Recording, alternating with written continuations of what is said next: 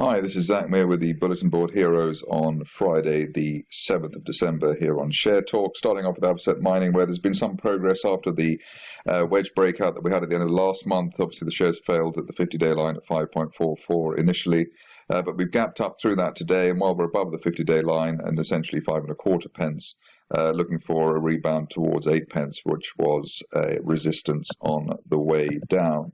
Star of the day for some, perhaps, is EVR Holdings. Here you can see that we've finally broken out of this long triangle formation that has been in place since February.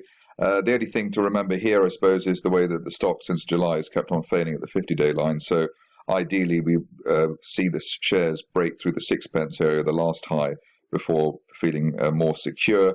Otherwise, at least while we're above 4.25 pence, the recovery is notionally in place. Next up is Highland Natural Resources. Here you can see that yesterday was the big day here with the wedge breakout. Top of the wedge there around 11.5 pence, and the shares soared through that, and the 50-day moving average at 13.74 as well. Ideally, the shares close above the 50-day line today, and that would allow them to push towards resistance on the way down, basically the August resistance area, just shy of 20 pence, and the 200-day line at 18.67 pence over the next few weeks. Stop loss here, really back below 12 pence is probably the safest one to go for.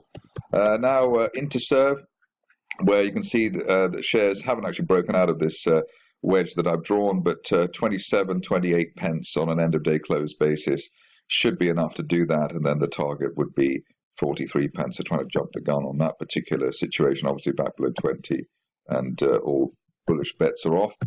Stock which had a lot of fans and requests on Twitter sent to me is Emporium, finally broken out this morning. Basically, the top of the wedge there around 5.25 pence, and while we're above that, looking for 7.5 or 8 pence. I think I talked about this earlier in the week.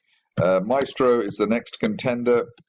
Here we can see that looks like we've broken this wedge, I suppose around 1.25 pence, and while we're above that, that peak towards 1.75 pence from last month should be the target.